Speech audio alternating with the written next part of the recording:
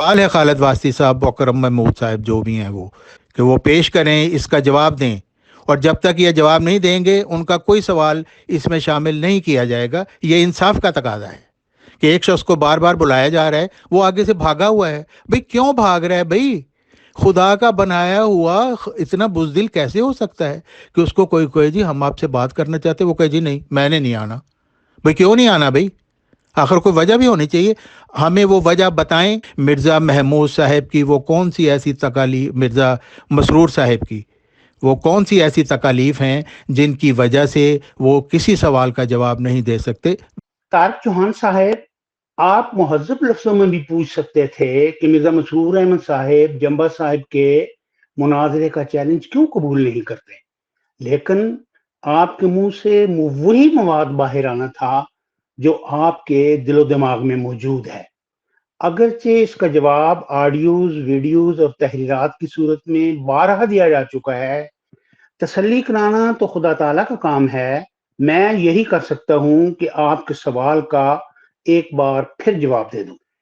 आपको ताहिर अहमद नसीम अच्छी तरह याद होगा, वो भी एन जंबा साहब की तरह मामूर मिनल्ला होने का दावा करता था। उसने जंबा साहब को जब इसी किस्म का चैलेंज दिया जो जंबा साहब मिर्जा मसरूर अहमद साहब को देते हैं, तो जंबा साहब ने चैलेंज कबूल करके मैदान में निकलने की बजाय उसे दो जवाब दिए थे। नंबर एक ये कि मेरे पास तो उसके मुंह पर थूकने के लिए भी वक्त नहीं है।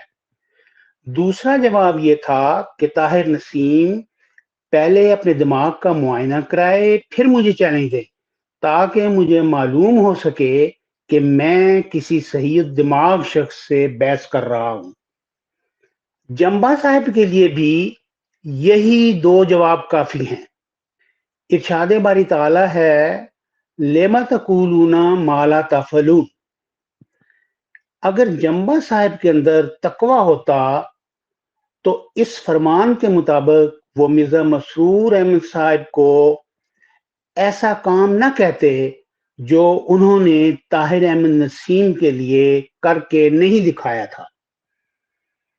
जंबा साहब के मुकद्दर में नहीं लिखा कि उन्हें मिर्जा मसरूर अहमद साहब अपनी तवज्जो की मार मारें, बल्कि कुदरत ने ये इंतजाम कर रखा है कि जंबा साहब को मिर्जा मसरूर अहमद साहब की अदम तवज्जो की मार बर्दाश्त करनी पड़ेगी। अगर जंबा साहब के का मकसद अपने और मिर्जा मसरूर अहमद साहब के दरमियान सच्चे और झूठे का फैसला करना है, तो ये फैसला 8 फरवरी 2019 को खुदा ताला ने करके दिखा दिया था। 8 फरवरी 2018 को जंबा साहब ने मिर्जा मसरूर अहमद साहब और दीगर अकाबरीन जमात को मुबाहले का चैलेंज दिया। इस चैलेंज के साथ जंबा साहब ने ऐलान किया कि मिर्जा मसरूर अहमद साहब बेशक मेरे चैलेंज को कबूल ना करें, खुदा ताला यकतरफा तौर पर 1 साल के अंदर अंदर इस मुबाहले का नतीजा जाहिर करते हुए जमात के सरबराह और अकाबरीन को मिलिया मेट करके इन्हें इबरत का निशान बना देगा। 8 फरवरी 2019 को जब मुबाहले का 1 साल पूरा हो गया तो दुनिया ने देखा कि इमाम जमात और अकाबरीन जमात का बाल तक बीका ना हुआ। यूं खुदा ताला ने जंबा साहब को इस मुबाहले में काजिब साबित कर दिया। इसी तरह जंबा साहब ने कहा कि मुबाहले का 1 साल पूरा होने तक खुदा ताला जंबा साहब और उनकी जमात के लिए आसमान से कोई ऐसा गैर मामूली निशान जाहिर करेगा जो जंबा साहब की कबूलियत आम का सबूत बन जाएगा। मुबाहले का पूरा साल गुजर गया, आज इससे 2 साल ऊपर भी गुजर चुके हैं, लेकिन जंबा साहब के हक में उनकी कबूलियत का कोई निशान जाहिर नहीं हुआ। खाकसार ने अपने मुबाला की पेशकश में ये भी लिखा था,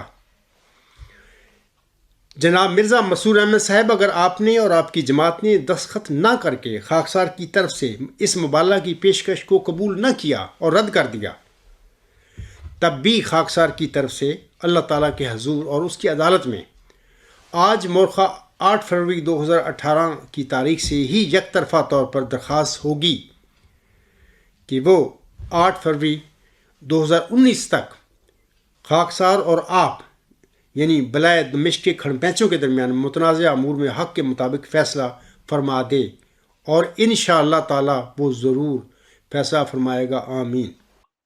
عبدالغفار جمبا صاحب اس مباہلے کے نتیجے میں ہر دو پہلوؤں سے کاذب ثابت ہو گئے اور ان کے بالمقابل امام جماعت احمدیہ اور اکابرین جماعت صادق قرار پائے۔ اس سے بڑا اور واضح فیصلہ آپ لوگ کیا چاہتے ہیں؟ اب زندگی کے باقی ایام خاموشی سے استغفار کرتے ہوئے گزار دیں، شاید خدا تعالیٰ آپ کی حالت پر رحم فرما دے۔ چیلنج ویلنج دے کر سستی شہرت کی کوشش نہ کریں۔ میں نے آپ کی فرمائش پر آپ کے سوال کا جواب دے دیا ہے، اب آپ میرے دو سوالوں کا جواب دیں۔ عبدالغفار جمبا صاحب نے اپنی مرضی اور خواہش سے زاہد خان صاحب کو مناظرہ اور مباہلے کا چیلنج دیا۔ جب زاہد خان صاحب نے ان کا چیلنج قبول کر لیا تو جمبا صاحب میدان سے بھاگ کیوں گئے؟ اپنے ہی استعمال کردہ الفاظ کے مطابق جواب دیں کہ جمبا صاحب کو کون سی بیماری پڑ گئی تھی اور کون سی تکالیف انہیں لاحق ہو گئی تھی کہ وہ زاہد خان صاحب کو چیلنج دے کر بھاگ گئے۔ میرے دوسرے سوال کا جواب دیں کہ 18 ستمبر 2020 کو جمبا صاحب نے مجھے مباحثے کا چیلنج دیا۔ مباحثہ شروع ہوا تو 3-4 باریوں میں ہی جمبا صاحب کے دانت کھٹے ہو گئے اور وہ بغیر بتائے میدان مباحثہ سے فرار ہو گئے۔ اس وقت جمبا صاحب کو کون سی بیماری نے آ گھیرا تھا یا ان پر کون سی تکالیف ٹوٹ پڑی تھی کہ وہ مباحثہ کو نامکمل چھوڑ کر فرار ہو گئے تھے؟ اسی طرح اس سال 8 مارچ کو انہوں نے مجھے ایک بار پھر مباحثے کا چیلنج دیا۔ جب میں نے ان کا چیلنج قبول کر کے انہیں دعوت دی کہ وہ واٹس ایپ گروپ میں تشریف لا کر بحث کا آغاز کریں تو انہوں نے ماضی کی طرح ایک بار پھر فریب سے کام لیتے ہوئے 16 مارچ 2021 کو یہ شرط عائد کر دی کہ میں اپنی جماعت کے سربراہ سے نمائندگی کا لیٹر پیش کروں۔ حالانکہ جمبا صاحب کا 8 مارچ کا چیلنج قطعی غیر مشروط تھا۔ یہ جمبا صاحب کی ایسی شکست تھی کہ جس کا دفاع نہیں کیا جا سکتا۔ آپ بتائیں کہ جمبا صاحب کو اس وقت کون سی بیماری لاحق ہو گئی تھی اور کون سی تکالیف درپیش تھی کہ وہ چیلنج دینے کے بعد مقابل پر آنے کی جرت نہ کر سکے۔ خاکسار ایک مرتبہ پھر آپ کی وساطت سے جمبا صاحب کی خدمت میں یہ درخواست کرتا ہے کہ اگر ان کے اندر نیکی، تقوی اور صداقت کی کوئی رمق موجود ہے تو وہ اپنے اس مباحثہ کو وہیں سے شروع کریں جہاں سے وہ چھوڑ کر بھاگے تھے۔ میں ان کے دیے ہوئے چیلنج کو قبول کرنے کے لیے ہر وقت تیار ہوں کہ پیشگوئی 20 فروری 1886 کا مصداق حضرت مسیح موعود علیہ السلام کا جسمانی بیٹا ہے۔